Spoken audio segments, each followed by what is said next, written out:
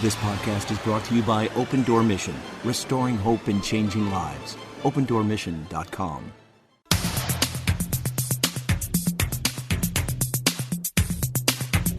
Why, if I'm not mistaken, I think it's time once again for the Wise Home Energy Show. Pure energy.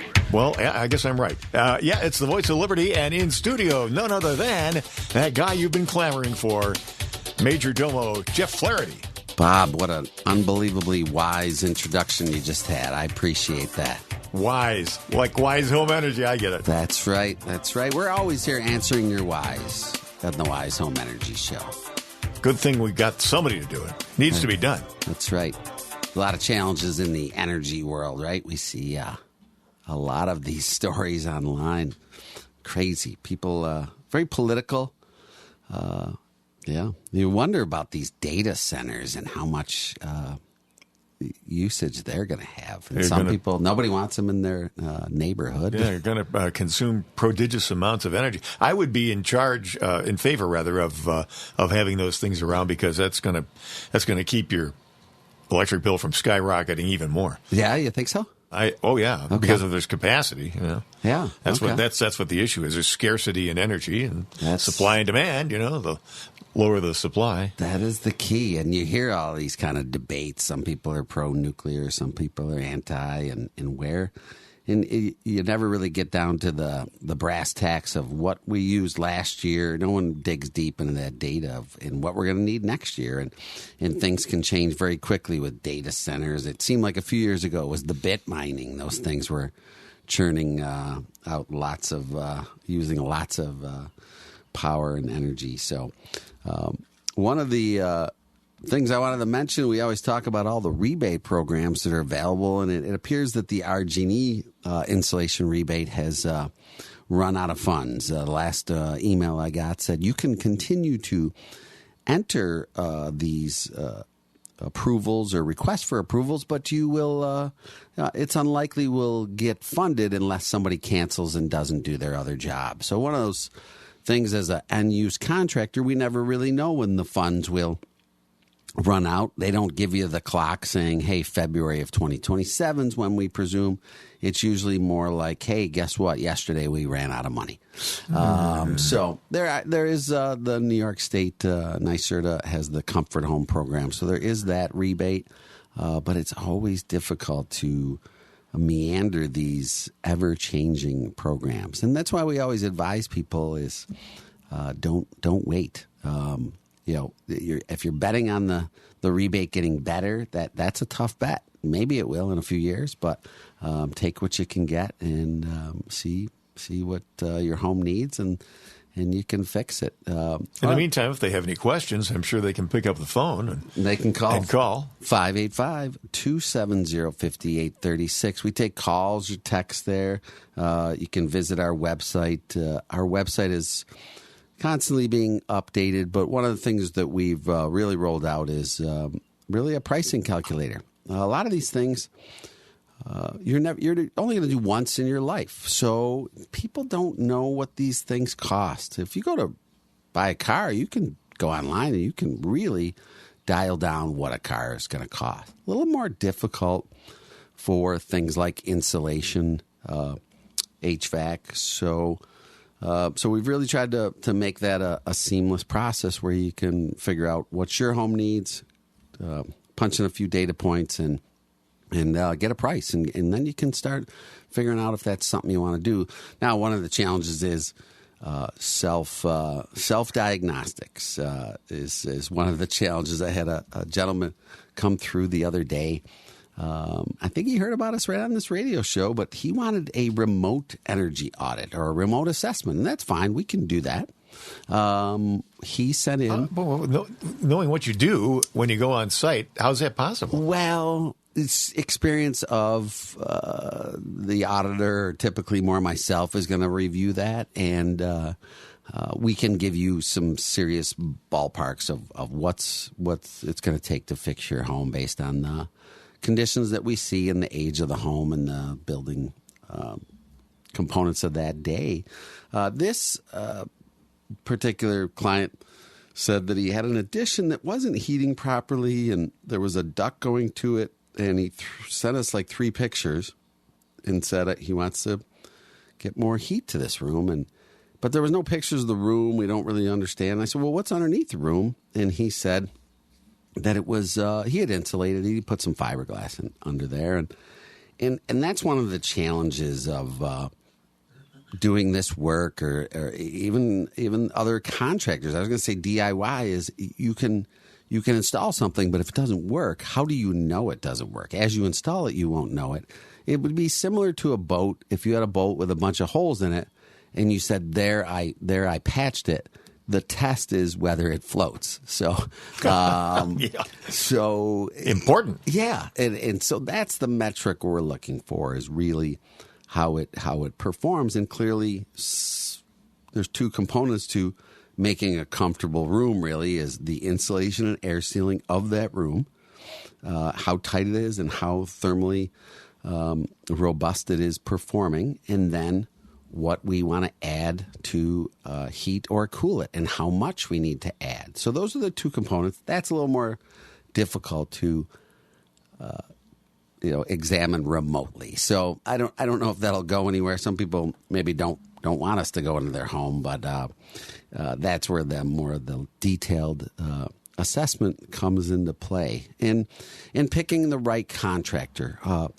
We had a call. So this past winter in this climate zone, we had a lot of ice issues. And so we had a client call up who we did work for a couple of years ago. And he said, hey, I got some ice. And, we don't guarantee that there'll be no ice. But he goes, I thought this would resolve the problem. So I said, well, send us some pictures of what you see. We want to see the roof. And I looked at the data on the Cape Cod, and we started out with a 3,400 blower door, and we finished up around 1,600. I'm giving you rough numbers. Cut it over half. This is, by all accounts, that's a huge, successful Cape Cod completion. His Cape Cod, there's kind of the normal square Cape Cod. This one had these offshoots. I don't know if there's a name for them, but they have some gable roofs. Sometimes they put them in the front. Sometimes they put them in the back, and this gentleman had 2 of them. And he sent some great pictures during the winter of some melt spots. And I said, well, something doesn't look right there. I will come out and investigate. And I did, and it looked like we were doing some areas we have to insulate blindly. And usually we're looking for about 95 to 98% coverage because it's completely blind without ripping walls and ceilings down. And so what got your attention? Was it the dormers? It was at the top of the home, which we affectionately call the Devil's Triangle. He had a great picture of some frost, and it was missing a lot of frost right in the middle. And when I went out to the home, it's sort of right where the staircase comes down. And so we're in the little knee walls, the side attics, and we're insulating up that slope blindly. And not sure what happened. Because it was a staircase, it was a longer area. And then when I was standing in the living space, I looked up, and these 50s era Cape Cods or ranches sometimes have these square lights that are just indicative of that time frame. And they're like pocket lights in the ceiling? A little bit. Yeah, they're a little bit up, and then the glass pops down. I popped down the glass, and it was loosely cut, about a half inch all the way around. And what I couldn't see is where our insulation should have made it to, and it didn't make it there. So this is 2 years ago, but this was within our work scope. I mean, if it was some other area we didn't touch, I wouldn't be able to help them. But this, hey, we're going to fix this. We missed something here. We'll be back. And so we went back recently, took care of it, and we redid that blower door, and we ended up getting another 100 CFM out of it. So 100 can not sound like a ton in regards to big numbers like this. But the hope is that this is going to be the fix, and he doesn't have to go pay somebody else to do it. This is, we back our work. We're, even though it was 2 years ago, if it's something we miss, we're gonna go take care of it. And it's funny, we get strange calls. We put in a hot water tank, and the client said, well, my toilet won't flush now. And he said, well, that's probably unrelated unless we shut off a shut-off. Yeah. Yeah, it's cold water versus hot water. And, I think her float on her toilet just happened to go coincidentally at the same time. And, sometimes because someone was in your home, the last person was in your home, anything that fails afterwards, the next week or two becomes that person's responsibility. But we had one recently where a lady or a gentleman or a couple called in, emailed in and said they wanted an insulation quote. This was last year, and I said, well, what are you looking for? You got problems here. Okay, I can give you some ballparks. We've already had quotes. I said, well, I'll give you some ballparks over the email. And I remember they responded and said, this is twice as much as the competitors. And I wanted to say, okay, go with them. You'll call me in 2 to 5 years if you really want it fixed. So we ended up going out there. I said, well, we should go out and do an inspection. And when we went out, I was talking to my rep, and we didn't do a blower door because there was mold-like substance in the attic that they were well aware of. And so typically when we see that, we have 2 unvented bath fans. There's 2 reasons moisture is in an attic. It's a roof leak. I guess there's a third reason. You could have a plumbing leak if you have plumbing pipes up there. But it's either a roof leak or it's the ambient air in your living space carries the moisture up through the penetrations and then condenses up in the attic. So with 2 unvented bath fans and an unair sealed attic, we reasonably could presume those are the reasons. And so we recommend our normal, this is 16 inches of blown fiberglass. We recommend to pull it all out and start from scratch. And they did not want to do that. They did not want that removal, that's the best option. You are now cutting down the results by not choosing the best option. So yeah, isn't that insulation full of mold spores and stuff? Yeah, it would have some stuff, and we have to dig through it. Now, you're not talking big attics. This is a 60s colonial, so the pitch isn't great. We have some skylights in there. So they sort of wanted to pick and choose, off the a la carte, I guess a couple small plates if it was a dinner. And we went and did the work in the middle of winter. And then somewhere early spring, they called and said there was some type of problem, and we had caused it. And we went out, and so we could see that there was some moisture in the attic, but we couldn't really determine the source. And is it related to our bath fan venting? And the more I looked at the job, and I haven't been on a job, it's tough to say. It was the bath fan vented incorrectly. Was there a weather anomaly? We had some strange wind patterns that sometimes you can get a heavy wind that can, or a heavy rain or a heavy anything that can be an anomaly, and things can happen. So we kind of cleared things away, looked it over, and we said we really need to come back and kind of assess where the water's coming from. Probably had to duplicate maybe a rain. But they kind of went into defensive mode and, a legalese mode, and you're going to come back and you're going to do this, and you're going to have 3 different verification contractors paid on your dime. And I'm looking at this thinking, well, this is not the way to properly resolve this. You have a company that stands by their work. And all I kept thinking is, you chose the right company, but I'm wondering if we did not choose the right customer. Yeah, exactly. And she was asking for our insurance, and I sort of debated. I'm like, well, this isn't really an insurance claim. If this is a quality of work claim, we'll just fix our quality of work. And wanted third-party infrared scans. I'm a level 1 thermographer, so I don't know that I would go purchase that service from someone else. I don't know how many people were in those attics and never said what the moisture source was. So when I went back and looked at some of the IR pictures, I started to realize that there was water near some skylights. These folks have probably been in the home 5-10 years. They probably didn't install the roof. They probably didn't install the skylights. Skylights are not the most favorite light emitting device that I like to see in roofs, and they eventually fail. And I think because we were there on a dry day, and then we came for installation on a cold day, we didn't know that they have active roof leaks, and because they only leak when it rains. And I think that's the end result. And when you cut the work scope but want the full benefits of all the work scope, had we vacuumed everything out, it probably would have been very crystal clear that the moisture was in these certain spots. And I wonder where it'll go.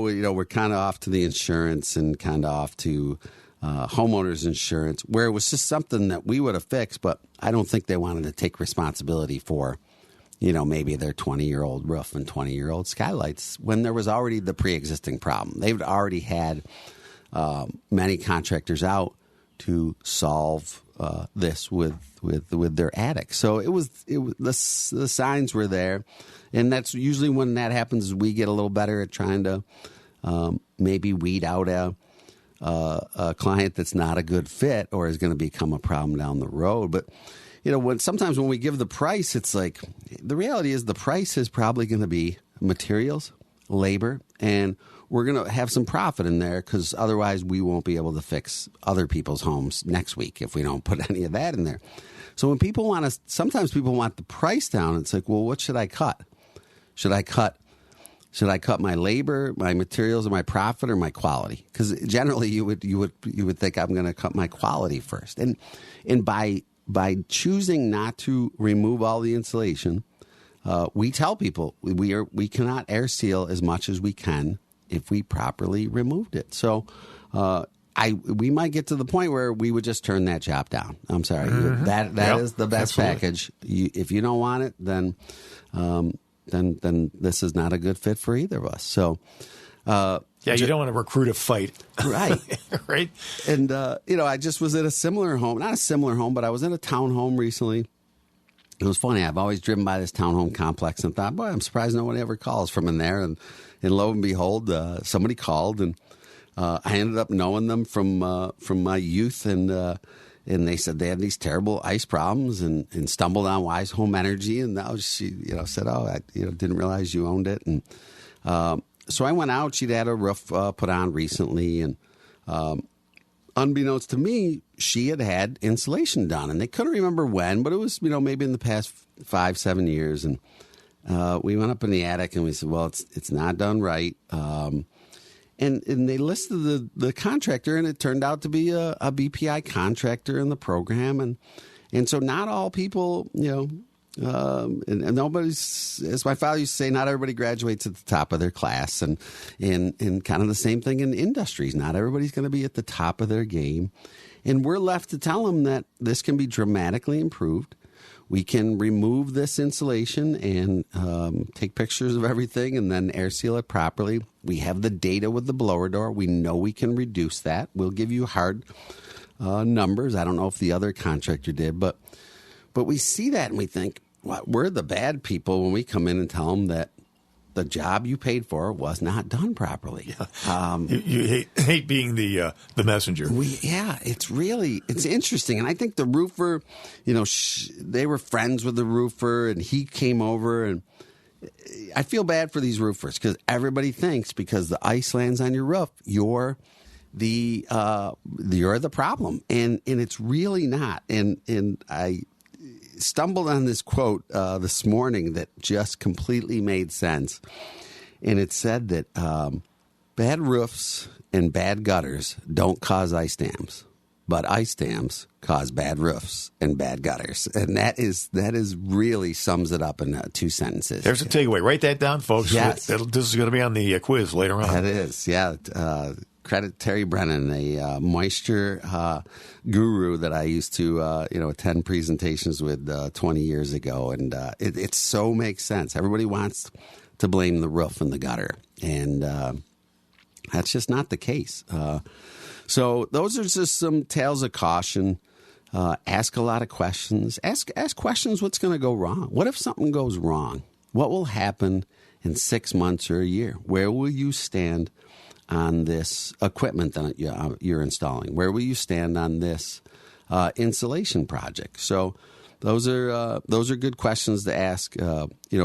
Getting 3 quotes, nothing wrong with that. A lot of times when people say that they're getting other quotes, we recommend other quotes. What I want to see is white out the dollar amount, show me the detailed work scope. That's what I want to see. I always say, what was the blower door number? Can you send me their infrared scans and send me their detailed work scope? Because if it says we're going to air seal top plates and penetrations of pipes and electrical wires, drop soffits, then that's what should happen in your attic. And a lot of times that just does not happen.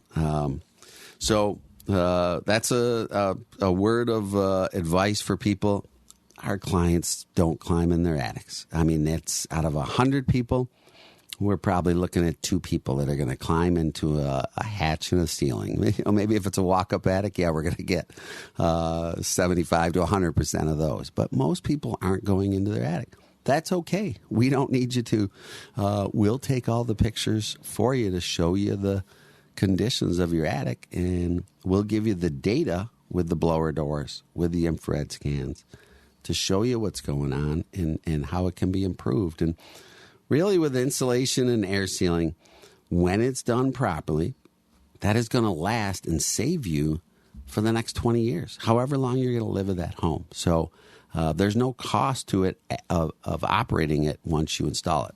For a new HVAC system or new water heater, yes, there's operational costs afterwards. And big costs in not doing it. Yeah. I mean, not just in energy, but in wear and tear and what's going to happen with the roof and what's going to happen with your possessions. And eventually getting it done right is going to cost more than it costs today. Yeah. It's never going to cost less than it costs today. Yeah.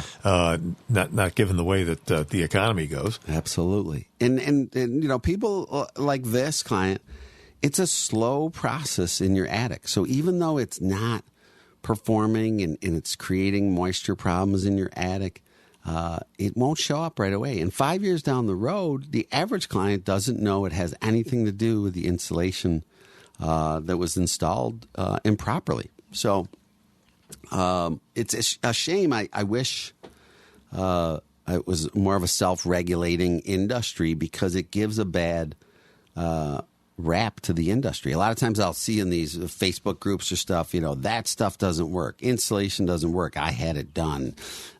Heat pumps don't work. I had it done. It's just, you got to have this checklist. It's not everything. Because somebody says it's energy efficient doesn't mean that it's energy efficient. So just like that guy who called the other day who said, that he insulated the crawl space, I kind of said, well, sometimes fiberglass, we're really removing fiberglass. About 98% of the fiberglass that we handle is removal and disposal, because the product doesn't, it just doesn't fit Wise Home Energy real well. One is... And why is that?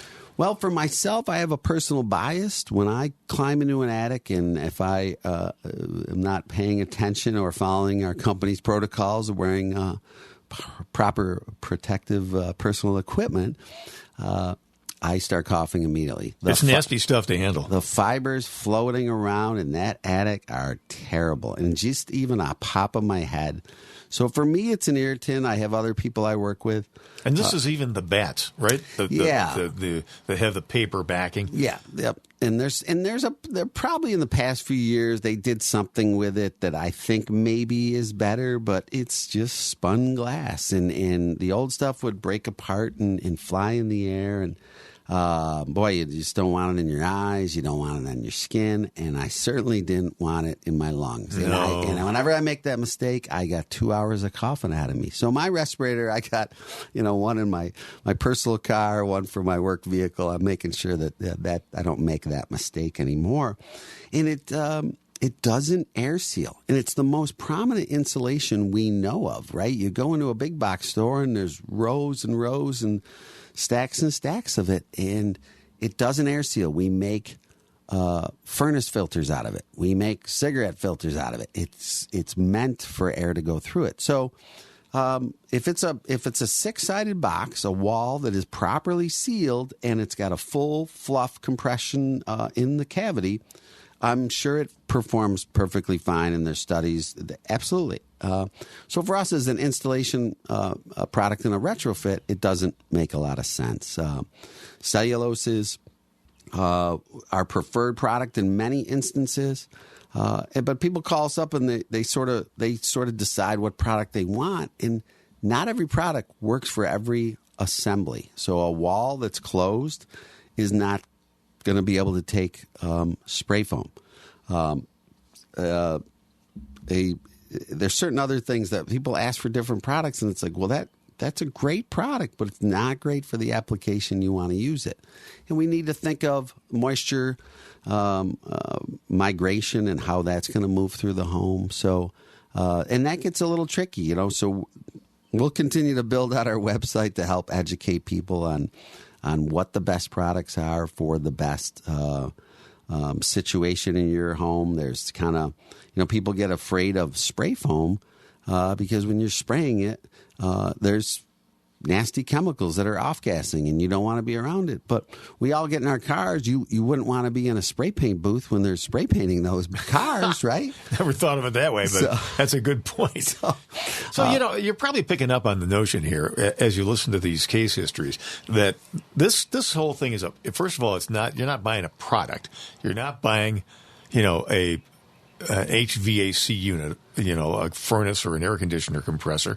You're buying a performance-based installation within your home. And so there's science here, and truthfully, there's some art here too, right? There is. Right? Yeah. And I don't mean that to sound woke or frou-frou or anything. I'm just talking about experience.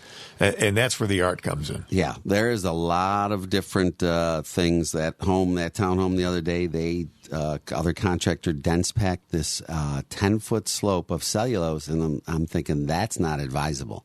That cathedral, from an 80s built standpoint, should have a baffle going up to the attic flat. And if the client described it properly, I'm thinking that's a lack of knowledge of how this home's going to perform. You almost have to think of where the air is going to go.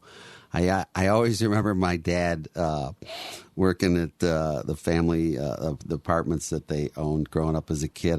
He had me repairing some sidewalk with some concrete, and he was, you know, I think I did it wrong and sloped it wrong, and he was like, think like the water, think like where it's going to go.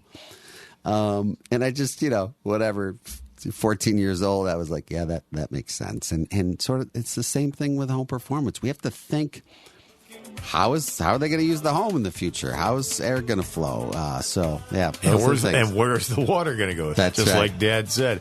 The wisdom of Jeff Flaherty, the owner-operator of Wise Home Energy. This is a paid program sponsored by Wise Home Energy. And give them your contact information and your website there, Jeff. Yeah, wisehomeenergy.com or 585-270-5836. You can call or text. Thanks for listening. See you next time.